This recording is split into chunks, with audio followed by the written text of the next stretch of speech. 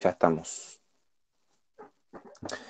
Ayer le pasé un link de YouTube donde están todas las clases de todas las unidades, que eso tiene el propósito de que les sirva, digamos, para cuando quieran revisar algún tema, para aquellas personas que van a rendir algún final, puedan asistir y chequear alguna de las clases, digamos. Creo que siempre algo se puede sacar, ¿sí? No sé si le sirve y si en las otras cátedras tienen ese nivel de organización o no, ¿no? No, Eh, está en la charla de hoy, en la clase de hoy, está Horacio, que es un colega contador que está estudiando para profesor universitario en la UCA y va a hacer las prácticas con nosotros, ¿sí? Así que los saludamos, espero que lo saluden, porque, hola, Horacio. porque alguna de las clases las va a dar él, con mi acompañamiento, digamos. Bueno, es básicamente, ahí los va a saludar seguramente por el chat porque andaba complicado con el micrófono. Están viendo la unidad 6, ¿no? Bien, Sí. buenísimo. Si están viendo la unidad 6, vamos al inicio. Qué divertido. No como de la Filmina. Gavino Franzot es el profesor ayudante anterior del año pasado, que no está más ahora. Él es de Maciá. En este momento está como secretario de Hacienda del municipio de Maciá.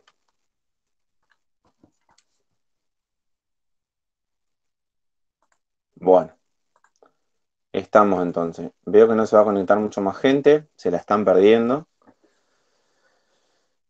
Esta semana surgió el dato. Ahí está saludando Horacio. Le dicen el Pato Fontanini en honor a... ¿Quién era el Pato Fontanini? A ver, si saben. El cantante de Muy bien, pero Callejero. si les pregunto sobre la unidad 5 y qué son las reservas, no saben. Pero el cantante de Callejero es Fontanet.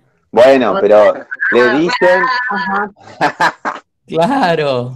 le dicen por eso, justamente, porque era muy parecido, digamos, el apellido. Porque en realidad se llama Horacio, que nada que ver. Buenas noches, Horacio, dice yo a Joaquín Barón. Bueno, esta semana se conocieron los datos sobre el comercio exterior. ¿Qué opinan ustedes que en este momento, cómo estamos en relación con el comercio exterior? Me gusta que participen, por favor, no se duerman e interactuemos, porque si no me duermo yo, si hablo solo y no veo que nadie me dice nada, digamos. Aunque sea putéenme, pero digan algo. Que estamos mal. ¿Qué qué? ¿Estamos mal? Sí. No, estamos bien, ¿En serio? estamos bien. Fíjense, en los años anteriores pasaba una cuestión con el comercio internacional que ante el tipo de cambio barato que teníamos, mucha gente se iba afuera, ¿no? Vamos a hablar de turismo, básicamente. Muchos argentinos iban a Brasil. Me pasó, yo me fui en el año 2018, por ejemplo, verano 2018. Entonces, cuando las personas que residen en Argentina se van al extranjero, ¿eso qué genera? ¿Una demanda o una oferta de dólares? Una demanda. Muy bien, una demanda de dólares de parte del turista hacia el Estado. Demanda, ¿se acuerdan que en alguna época había restricciones y era un quilombo para comprar? Bueno, ahora también las hay.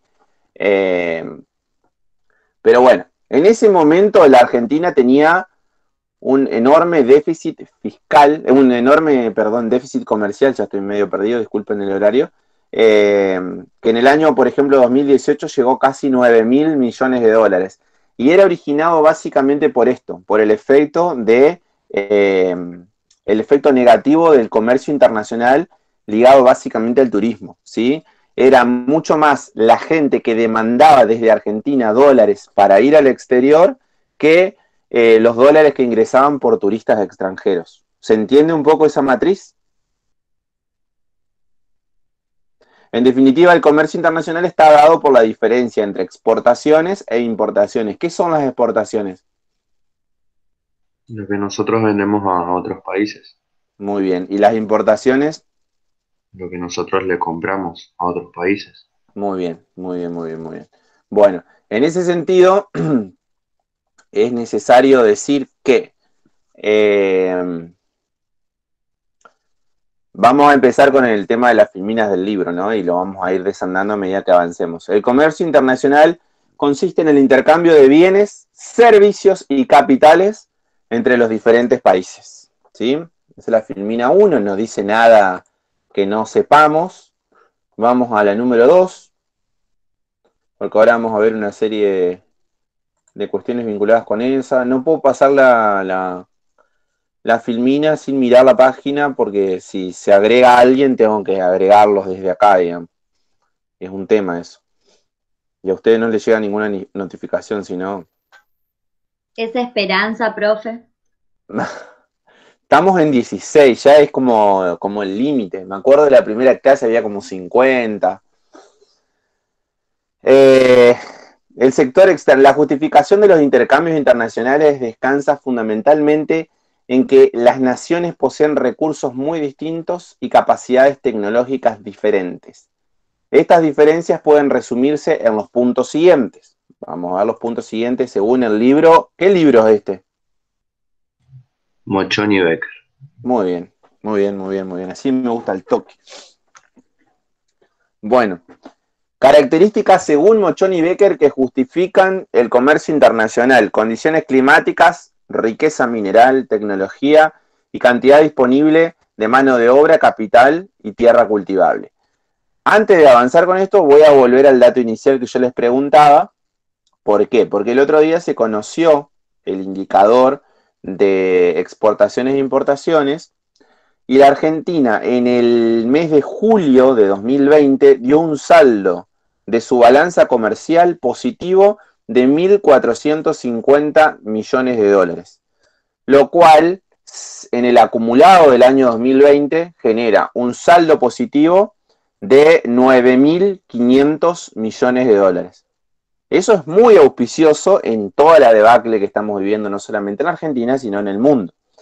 ¿A qué se debe esa cuestión? Básicamente una restricción que ha habido de las importaciones, ¿no? No es que tenemos que tirar manteca al techo y aplaudir como que es un dato extraordinario en función de una coyuntura, ¿no? Acá lo que pasó es que se ha mermado la adquisición de productos y servicios que vienen del extranjero. Por eso es que ese punto resulta positivo, ¿sí? Importaciones negativas, exportaciones positivas. Es decir, le vendemos más al mundo de lo que le compramos. Ese es el dato que al mes de julio nos indica que tenemos una balanza comercial de 9.500 millones de dólares. Si llegaríamos con este ritmo a diciembre, estaríamos ante un acontecimiento prácticamente histórico de una balanza comercial de 20.000 millones de dólares. ¿Para qué necesitamos los dólares nosotros? A ver, como Estado, como país. Para pagar la deuda externa. Bien, bien, básicamente eso. ¿Y qué es lo que ha pasado en estos últimos días? Que de alguna manera oxigena esa obligación que nosotros teníamos con el extranjero en cuanto al pago de deuda. Se había llegado a un acuerdo, ¿no? Bien, miren que lo hemos charlado esto. El trabajo número 4 va a ser de esto, si no se olvidan más. Se logró, bueno, la deuda argentina es de 323.000 millones de dólares al 31 de diciembre de 2019. Es aproximadamente el 90% de nuestro Producto Bruto Interno. Así que saquen la cuenta, si 323.000 millones es el 90%, regla de 3 simple, ¿a cuánto equivale el 100%? ¿No? En ese sentido, lo que el Estado Nacional acordó es con un grupo de bonistas que tienen la capacidad de litigar en el extranjero. Y lo que se produjo y se anunció esta semana es un acuerdo histórico. ¿Por qué? Porque se acordó con el 93,5% de los acreedores, que equivale al 99% del total de deuda con el extranjero. ¿Por qué es positivo esto? Porque hay una cláusula de acción colectiva que, al ser tan mayoritaria la adhesión de los acreedores, no van a poder ejercer ningún tipo de juicio hacia la Argentina. ¿Se acuerdan de los famosos fondos buitre que nos tuvieron a las corridas hace un par de años? Porque en aquel momento, cuando se hizo la renegociación de la deuda, en el 2003-2005, que la realizó el ministro de Economía Lavagna y que en ese momento el presidente era Kirchner, se llegó al 75% de los acreedores. Y ya fue histórico. Hoy llegamos al 93,5% de los acreedores, 99% de la deuda. Quizá los estoy mareando con tanto número, necesito que me digan que están ahí, que no se fueron, que viven. Sí. Profe, disculpe que le interrumpa. Johnny en el grupo de WhatsApp puso que no se pudo unir a la llamada. Ahí lo conecté, a Camila también. Ve que estaba mirando el... hay varios. Ahí está. Los que entran tarde ya tienen media falta que la vamos a presentar en el alumnado. Vayan sabiéndolo. Yo tengo todo grabado acá con los horarios que ingresa cada uno. Los que ingresan desde las y 31 en adelante, creo que ya están libres en su mayoría. Recién salgo a trabajar, profe, disculpe. Está bien. Generalmente cuando doy clases en el aula, uno de los problemas es... estoy con la tablet arriba y la notebook abajo, así que si no hago foco en la cámara, perdone. Es el tema del colectivo. Que se tienen que ir al cole y bueno, eso siempre genera de que algunos se vayan un poco más temprano.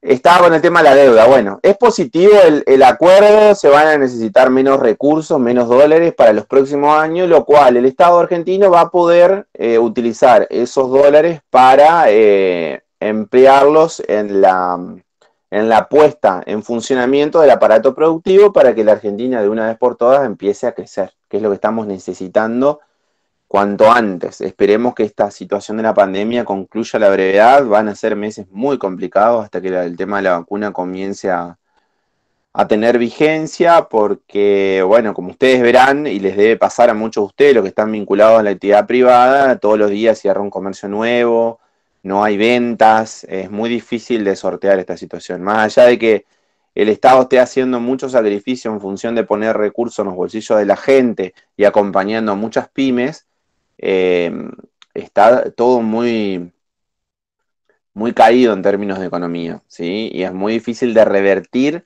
hasta tanto no volvamos a una situación normal, donde toda la gente pueda salir, donde todos los comercios puedan producir y donde puedan vender y poner a disposición sus productos, ¿sí? Bueno, básicamente eso es lo que tenemos que saber. Pero el dato de la balanza comercial es un dato positivo. Yo recién les mencionaba de más o menos cuánto era el PBI. ¿Alguno de ustedes tienen idea de cuánto representa el sector turístico a nuestro PBI? Que hoy está tan alicaído y por eso se generaron medidas para paliar y para acompañar al sector turístico, que es uno de los más perjudicados en esta pandemia. ¿Puede ser que el 21%? No. Seguimos. Gracias por la respuesta. Irina. A ver, ¿cómo te llamas? Irina. ¿Quién más? Hagamos tres apuestas. Es para abajo. 15%. No, menos. Bueno, pues estemos por 10. 9%. El turismo representa el 9% del PBI. Casi. Obviamente que eso va a ser en los años anteriores. En este año tuvo una caída estrepitosa. Siempre el PBI se conoce por año calendario atrasado, digamos. El año que viene, cuando conozcamos el PBI, que va a ser mucho menor del año 2020, vamos a ver que el turismo va a ser una de las actividades más que ha sufrido mayor efecto de la pandemia. Y vamos a ver también dentro de ese práctico que vamos a ver el turismo, cómo se compone ese PBI cuando hablamos de esa torta de recursos que se manejan, qué es lo que genera cada sector, la industria, el comercio, el turismo, ¿sí? Como para que ustedes tengan un panorama y que no se dejen meter el perro por algunos sectores de la economía que salen y dicen cualquier gansada y son totalmente masificados a través de los medios de comunicación. Bien, seguimos con las condiciones que son las que generan el comercio exterior. Seguramente vamos a llegar a dar la mitad de la unidad, ¿sí? No vamos a dar la unidad completa, aparte vamos muy rápido. Este hecho de tener clases así donde no hay prácticamente un ida y vuelta es como que va todo mucho más rápido. Porque en clase siempre generamos un debate que hace que las unidades tarden más en llevarse adelante. Pero bueno, ahora a lo sumo en 2 clases se concretan. A veces hay unidades que demandan 4 clases. Mi perro está tomando agua, por las dudas si sientan ruido, pero se le terminó el agua, así que más tarde le voy a dar. Condiciones climáticas, riqueza mineral, tecnología y cantidad disponible de mano de obra, capital y tierra. Vamos a pasar a ver esa caracterización específica. Bien. Razones por las cuales los países participan en el comercio internacional. Ahí tenemos diferencias en las dotaciones de recursos productivos, diferencias en las capacidades tecnológicas, ventajas comparativas en los costos de producción y diferencias en los gustos o preferencias de los consumidores. Eso es pregunta de examen parcial de cajón. ¿Cuáles son las razones que justifican la participación de los países en el comercio internacional? Que ahora vamos a ver de a una. ¿Sí? ¿Están ahí? Sí. Bien. Sí, profe. ¿Se fue? ¿Qué pasó? ¿Se fue la Filmina? No, ahí está, ahí apareció. Bueno, cuando hablamos de diferencias en las dotaciones, andá a la cucha. ¿Podés ir a la cucha? Bien. En las dotaciones de recursos en las dotaciones, si tendría un WhatsApp, acá les paso una foto. En las dotaciones de recursos productivos, por ejemplo, a ver, ¿cuáles son los recursos productivos característicos y fundamentales que tiene Argentina, que son una ventaja comparativa en relación con el resto del mundo? Recursos naturales. Sí, siempre hablamos de recursos naturales. A ver si alguno se anima a decir. Petróleo. Podría ser. Si el día de mañana se descubre el efecto de vaca muerta, allá en el sur argentino, y la capacidad, se supone que hay un montón de petróleo ahí, pero eso lleva muchísimos años de investigación, de trabajo, pero es un yacimiento importante.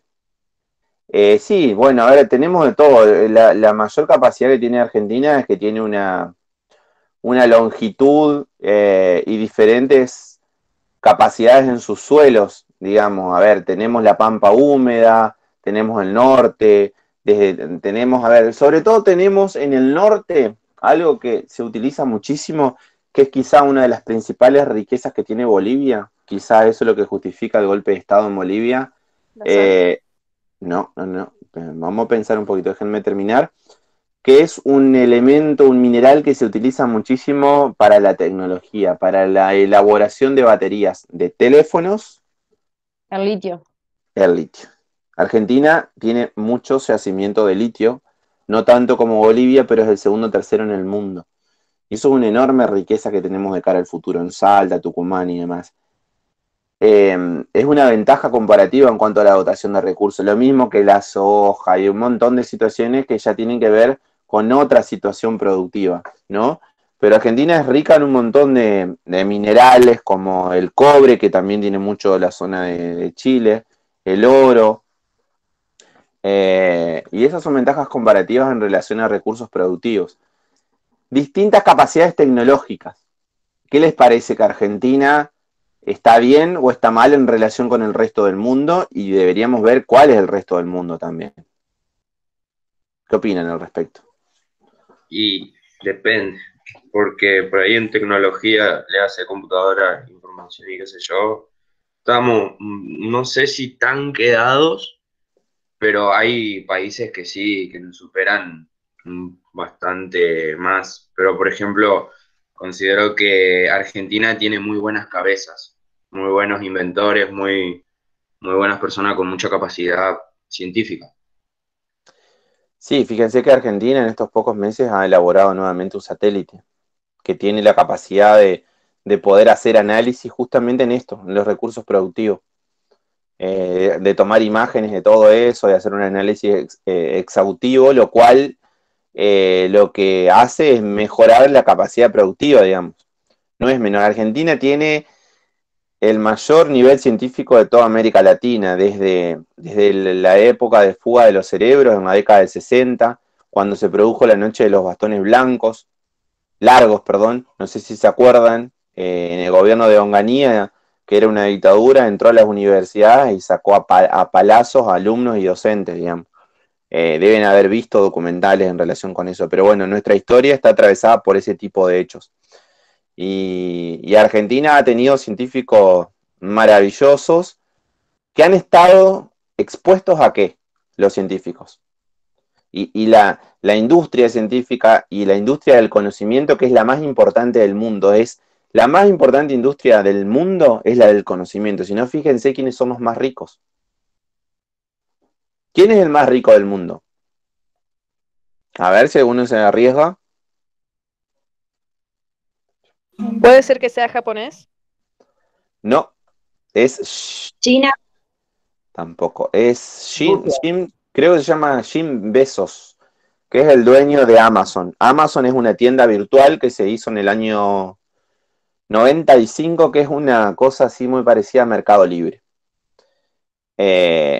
Marcos Galperín, que es el dueño de Mercado Libre, pasó de ser en 2 años el 10º rico de la Argentina a ser el segundo.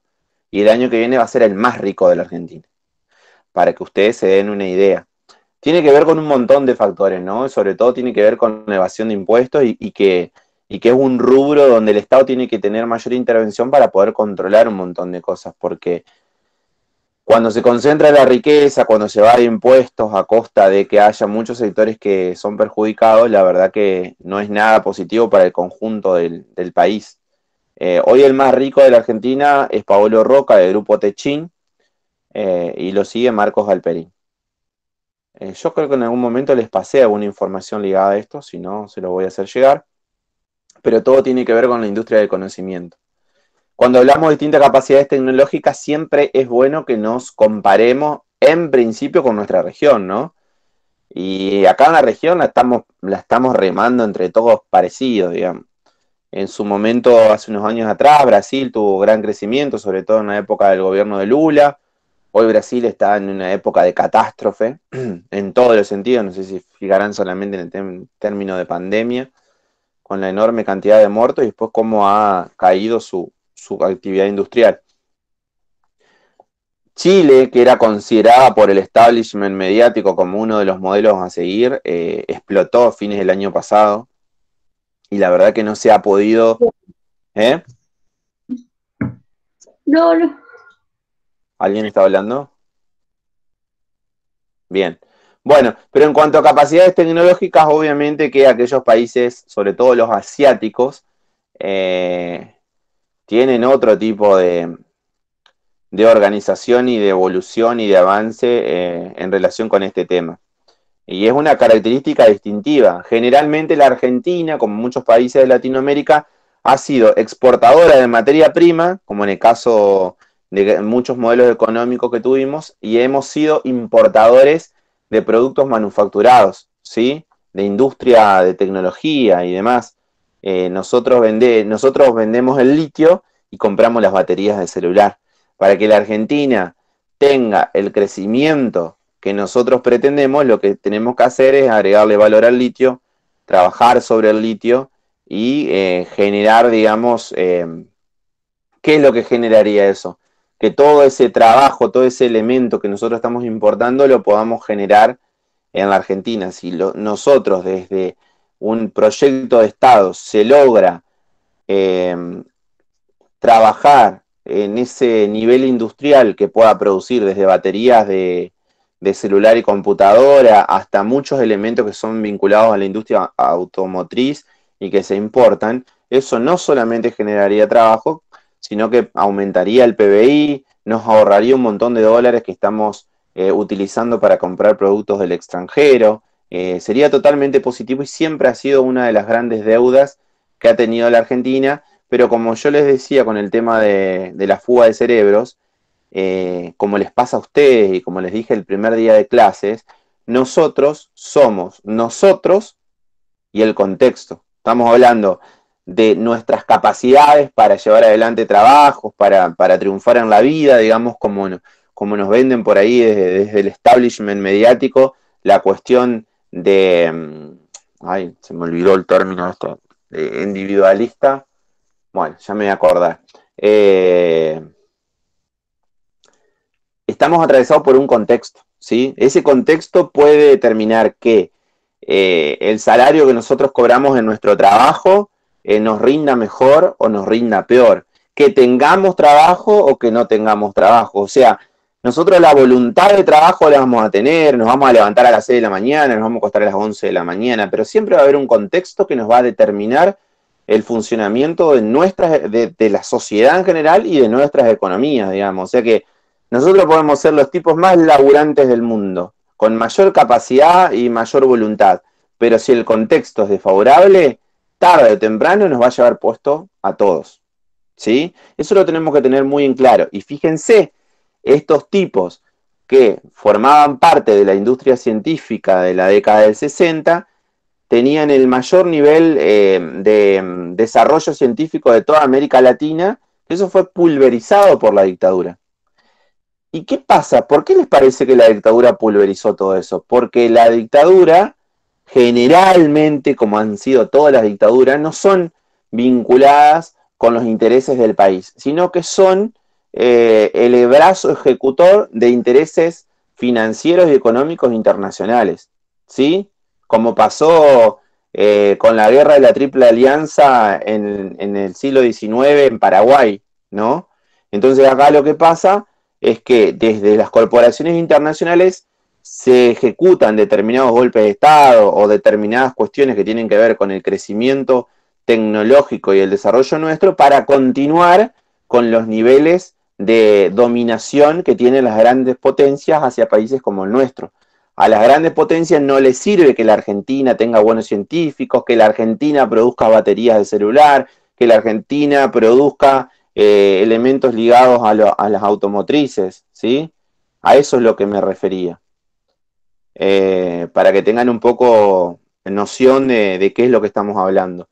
Cuando hablamos de ventajas comparativas en los costos de producción también, a ver, eso es muy discutible, el término de los costos de producción. Hay países que prácticamente, que son los países africanos, los costos de producción, para la ortodoxia económica, el costo de producción más importante siempre es ¿cuál? A ver.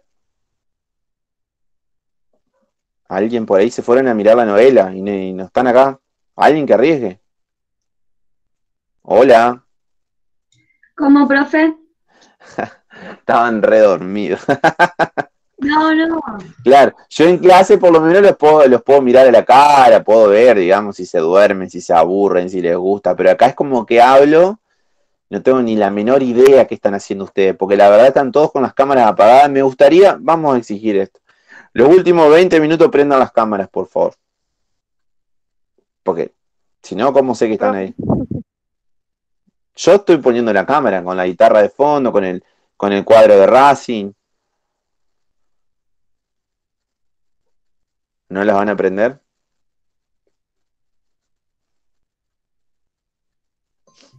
Los últimos 20 minutos, dijo. Sí, ahora. Creo que vamos a tener que exigir eso. Pero no es por ponerme en una situación de arbitrariedad, porque en realidad no sé si no se conectan y se van a, qué sé yo, a cualquier lado menos a estar acá. A jugar a la Play 5, ¿sí? Como que si tuviesen. Claro, qué sé yo. ¿Cuánto sale una Play 5? Ahí está, muy bien, muy bien. Ya le buscó la vuelta. Vamos, esos dos valientes que se sumaron. Bien, vea, sí me gusta. Por de último me puedo mirar la cara. Bien, vamos a exigir ahora en las clases que quedan que den la cara, porque de lo contrario, no sé si están. Creo que la mayoría me está estafando. Voy a hacer una presentación en el consejo directivo. Y bueno, cuando hablamos de las ventajas comparativas de costos son esas, las que se establecen generalmente vinculadas al salario de los trabajadores, ¿sí? Y es ahí, acá hay una batalla que es ideológica, que es cultural, que tiene que ver con un montón de cosas. Siempre para los monetaristas, el costo salarial va a ser alto. Los dueños de capital quieren que los trabajadores ganen poco para poder optimizar su ganancia, su rentabilidad. ¿Sí? Entonces, los heterodoxos plantean que el salario tiene que ser alto para que eso motorice la economía. Justamente hoy es el Día de la Industria, que es muy importante, ¿no? Hoy 2 de septiembre. Y al ser el Día de la Industria hubo un presidente, después búsquenlo en YouTube, que planteaba, allá lejos de hace tiempo, que el crecimiento industrial se debía básicamente al aumento del salario de los trabajadores. Porque el aumento del salario de los trabajadores era el que hacía aumentar, ¿qué? La demanda. Y al aumentar la demanda se generaba la presión necesaria y suficiente para que la oferta tenga que abastecer a esa demanda.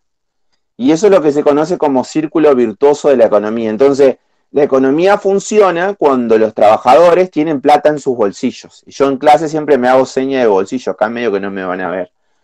Pero no en el caso opuesto que nosotros queremos inversiones y mejoramos la oferta. Siempre hay un ejemplo paradigmático que dice, y se los doy con un ejemplo de pasillo. Bien, se lo doy con un ejemplo, uno va caminando por la peatonal, hay una tienda de zapatos, Better, supongamos, y que tiene los mejores zapatos del mundo, y que los acomodan, los pintan, le sacan la telaraña, le sacan la tierra, qué sé yo. Eso tiene que ver con la oferta de la zapatería, que pone todo en condiciones, pone los mejores maniquíes, todo, pero, ¿qué pasa? Si el trabajador que va ahí no tiene recursos en su bolsillo para poder hacer la compra de estos elementos, no va a haber actividad económica que se lleve adelante. Entonces, acá lo más importante es que el laburante que pasa por la vidriera de Better tenga recursos en su bolsillo, tenga saldo en su tarjeta de crédito, ingrese y haga la compra. Si nosotros le ponemos 50.000 moños a los zapatos, ponemos la caja más linda del mundo, y ese laburante no tiene recursos en los bolsillos, no vale de nada trabajar sobre la oferta. La oferta es una respuesta a una demanda creciente, y eso es básicamente lo que explica un crecimiento de un modelo industrial. Ponerle recursos en los bolsillos a los trabajadores, que son los que dinamizan la economía y son los que generan que la actividad industrial pueda crecer, pero siempre a través de la demanda, no pensándolo desde la oferta. ¿Sí? Y en cuanto a diferencias en los gastos o preferencias de los consumidores, es más o menos una de las características que tiene que ver con la demanda, digamos. Este es uno de los puntos que no se da mucho en la realidad de las clases populares. Puede darse en la realidad de aquellos sectores ABC1 de la sociedad que tienen cierta categoría de ingresos que les permite ir a la tienda y comprarse la mejor ropa, ir al supermercado y poder elegir lo que quieren comprar, o ir a una concesionaria y elegir el auto que se quieren comprar. Es la menor porción de la sociedad. Es una de las características que no se da mucho en la práctica en relación con lo masivo. ¿Me expliqué hasta ahí? Sí, profe. Sí. Bien, buenísimo. Ya vamos terminando lo que sería el día de hoy. Ah, qué pocas filminas que vimos. A ver cuántas quedan. Son como 50. Estamos en la sexta. Que por ahí yo me voy de mambo y... Bien. Ah, bueno. Es muy linda esta unidad. Es crucial esta unidad. Cuando se plantea, generalmente, yo tiro mi punto de vista porque lo considero de esa forma. Siempre ustedes van a ver, cuando escuchen economistas en la tele, que todo el mundo plantea generalmente que el problema es que nosotros gastamos más de lo que nos ingresa.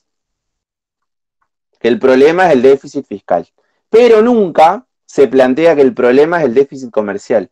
El problema no es el déficit fiscal, porque el déficit fiscal, en definitiva, tiene que ver con una situación de pesos, ¿sí? Que a los pesos nosotros los producimos. Lo que nosotros no producimos, y es un gran problema, y generalmente nunca se plantea desde el establishment mediático, es el déficit comercial, que es un problema de dólares. Y nosotros no producimos dólares genuinamente, no tenemos una máquina de emitir dólares, sí de emitir pesos. Entonces, es ahí donde está el gran problema. Y el otro día un economista heterodoxo decía, y guárdense esto que voy a decir porque tiene que ver mucho con escuelas de pensamiento filosófico, económico, político. Cuando se planifica un Estado, no se planifica desde los ingresos. Estamos hablando de Estado, no lo confundamos a eso con una economía doméstica, es un gran error eso. No es lo mismo un Estado, un país, que administrar una casa o una familia. Puede tener parangones que son comparativos, pero en definitiva no son iguales. Acá el tema es el siguiente. Nosotros debemos pensar la economía desde los gastos y no desde los ingresos. ¿Por qué? Cuando decimos gasto hablamos de las necesidades. Entonces, si decimos, Argentina tiene 44 millones de habitantes, produce alimentos para 500 millones de habitantes. Fíjense, tenemos 44, producimos alimentos para 500 millones de personas, pero la mitad de la población no está bien alimentada. Entonces, acá hay un problema no de ingresos, sino que hay un problema de necesidades y de distribución. O sea, tenemos los recursos necesarios y suficientes, pero están mal distribuidos. Entonces, cuando debemos planificar una gestión económica, política, de gobierno, tenemos que hacerlo en base a las necesidades que tenemos, ¿sí? Y en virtud de esas necesidades tenemos que ver cómo obtenemos los recursos. Los recursos siempre están.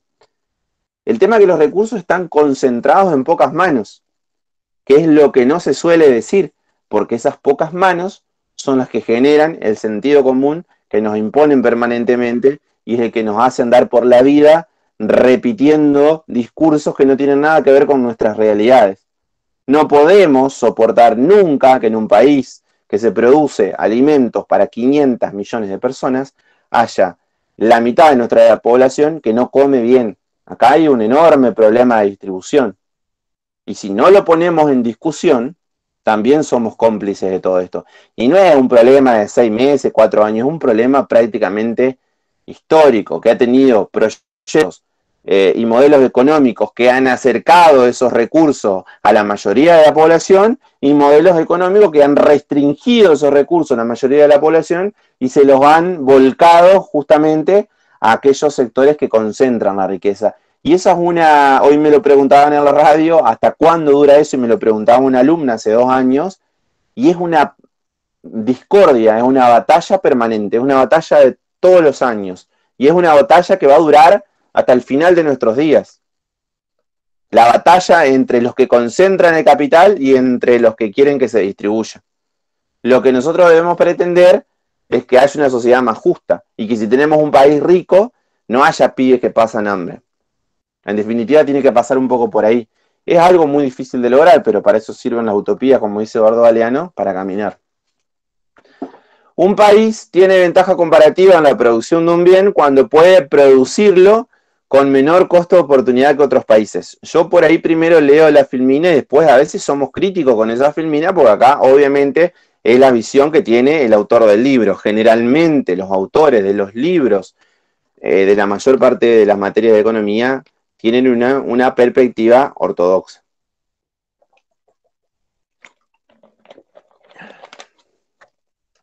Estaba tomando Fernet, pero tuve que tomar agua. Este costo de oportunidad se mide como la cantidad de otros bienes a la que hay que renunciar para producir una unidad adicional del bien en cuestión.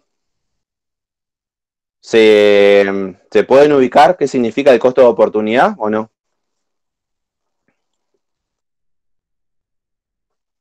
Acá hay una filmina que se repite. Bien ahí. Sí, sí. Tenemos una menos.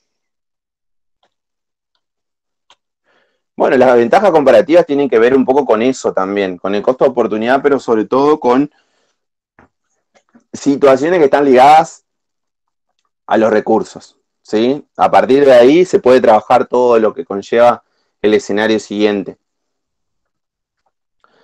Vamos a ir viendo ya en la última etapa, ya vamos terminando. No sé, Horacio, qué dirá todo esto, porque no ha hecho comentarios en el grupo. A ver si va bien, si vamos bien, no vamos bien, si se entiende, si no se entiende. Creo que se fue a mirar la novela también, porque ni apareció, ¿eh? Ventaja comparativa, las ganancias de comercio internacional. Es que, profe, no da a interrumpirlo a usted. Sinceramente, es como que mejor que nos cuente.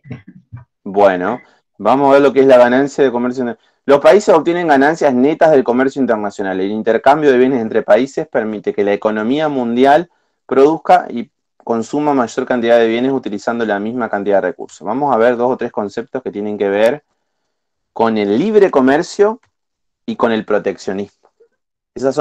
Esto es lo más importante de toda la unidad 6, ¿sí? Es una disputa mundial, el libre comercio y el proteccionismo. Generalmente, las doctrinas ortodoxas tienen una perspectiva ligada a ¿qué? Al libre comercio. Muy bien.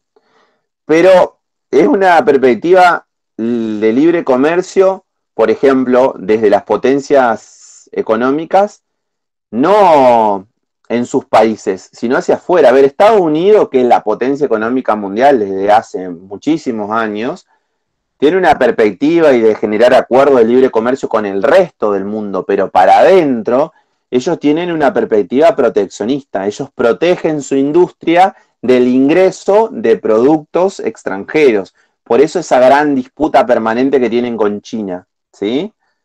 O sea, para afuera venden el libre comercio porque eso les permite, como tienen ventajas comparativas, conquistar otros mercados y conquistar el mundo y ser los amos del universo, como era el dibujito He-Man, el amo del universo. No, ese era Voltron, disculpen, se me vino en un ochentoso. Pero son proteccionistas en sus industrias. Y lo que se va a venir a partir de esta pandemia es justamente una situación de proteccionismo. Todos los países van a tratar de proteger sus industrias. No todos, porque hay algunos que tienen...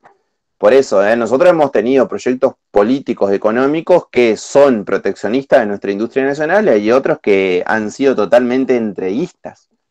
Ya lo vamos a ver en la unidad 8 cuando veamos modelos económicos, pero es muy fácil de determinar. Son características esenciales, digamos, están los números que lo grafican y las realidades que hemos atravesado. El concepto de libre comercio, según el libro de Molchon y Becker, es un concepto económico referido al libre intercambio de bienes y mercancías, sin restricciones ni limitaciones. Como tal, puede referirse tanto al comercio que se produce dentro de un mercado nacional como al que tiene lugar con el comercio exterior, ¿sí? Bueno, entonces libre comercio tiene que ver con eso, con la realización de un comercio sin ningún tipo de restricciones entre los países. Según el libro de Molchon y Becker, ¿cuáles son las ventajas que tiene el libre comercio? Y acá también van mis críticas, que generalmente se las digo a los alumnos en clases. No se vayan, que ya vamos terminando. Vemos sector externo y después vemos proteccionismo y concluimos, ¿sí? Por el día de hoy. Fomenta la competencia, la especialización y los avances tecnológicos. ¿A ustedes les parece que, por ejemplo, si ingresan productos chinos y hacemos un acuerdo de libre comercio con China, en la Argentina vamos a tener desde nuestra parte un fomento de la competencia, la especialización y los avances tecnológicos? Puede ser que sí, porque por ejemplo, si vos tenés una mayor tecnología de parte de un país que está más avanzado, ¿por qué no puede ser que al usar esa tecnología vos también puedas desarrollar un avance? Bueno, en este caso, yo discrepo con este punto. ¿Por qué? Porque depende... No, porque no claro, es que China te viene a ofrecer la tecnología para que vos... claro, China te viene a dominar. China, Estados Claro. Unidos, las grandes potencias vienen a dominar, te vienen a comprar materias primas y te venden productos manufacturados. Eso pasa siempre. Entonces, nosotros tenemos que ser proteccionistas, tenemos que cuidar nuestra industria nacional, porque cuidar nuestra industria nacional, ¿qué significa en términos concretos? Darle trabajo a la gente. Darle y cuidarle el trabajo a la gente. Hay un ejemplo que decía un economista amigo que se llama Alejandro Barrios, que es el ejemplo de las planchas Liliana que se producían en Rosario. Y ahí vamos con el ejemplo. Como ya para que ustedes tengan una idea. La plancha Liliana de Rosario se produce, el costo puesto en el Carrefour, en el Musimundo de la plancha Liliana, es 100 pesos. Trabajan 100 personas en la plancha Liliana.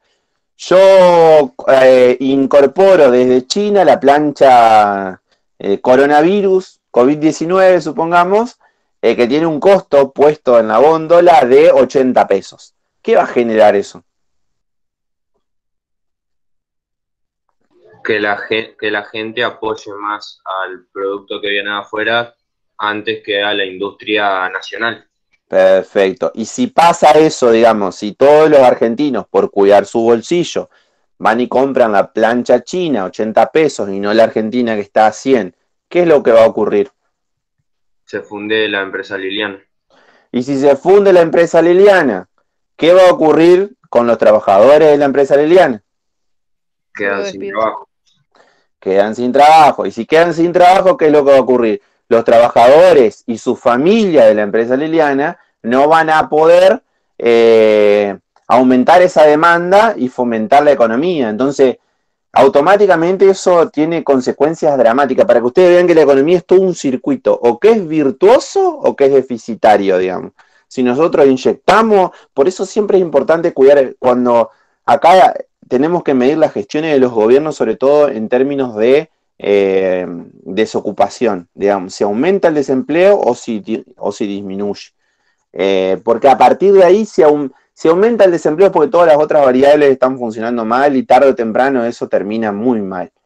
Lo que tiene que hacer una gestión, lo que tiene que hacer un Estado es defender el trabajo y hacer que ese trabajo sea cada vez más digno, no que las personas laburen 16 horas por día y no tengan capacidad de recrearse, no se puedan ir de vacaciones, no les alcance para nada, solamente para comer, porque hay una diferencia entre vivir y sobrevivir. Lo que pasa es que muchos laburantes lo que hacen es sobrevivir con lo que les ingresa de sus trabajos. Nosotros lo que tenemos que apostar como sociedad es que al laburante no sea el emprendedurismo de trabajar para llegar rasguñando a fin de mes. La idea que se plantea siempre es que el trabajador sea digno, que llegue a fin de mes, que se pueda quedar con un manguito, que pueda cambiar el auto, que pueda mejorar su casa, que se pueda ir de vacaciones, digamos. Creo que eso tiene que ser la pretensión de una sociedad, de un país tan rico como el nuestro. Entonces, si el Estado a esa plancha Liliana no pone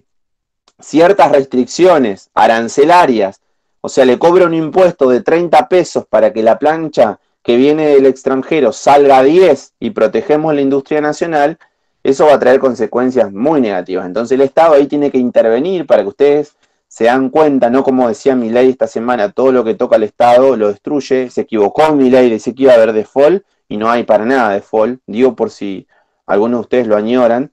Si el Estado pone un impuesto del 30%, va a generar que nuestro producto nacional siga vendiendo, siga abasteciendo el mercado interno y que se cuiden esos 100 puestos de trabajo de la plancha Liliana. ¿Sí? Entonces, quizá algunos van a comprar la plancha china, que puede ser mejor o peor en cuanto a tecnología, pero nosotros vamos a estar defendiendo el laburo argentino, que eso es lo fundamental. Donde se desmadra eso, se desmadra todo. Y vamos a continuar la clase que viene porque son las 10:25, vamos a retomar desde el libre comercio y proteccionismo y vamos a terminar la unidad 6. Y en la semana, porque esta no pude, les voy a presentar el trabajo práctico número 4 con preguntas muy sencillas que tienen que ver con la deuda externa, con uno o dos artículos donde van a estar todas las respuestas para que lo podamos debatir en clase y lo entreguemos a fin de mes. Eso es todo, nos vemos la semana que viene a esta misma hora por este mismo canal. Espero que estén muy bien y les mando un fuerte abrazo. Adiós. Igualmente, profe. Chao, Chao, profe. Adiós. Chao, profe.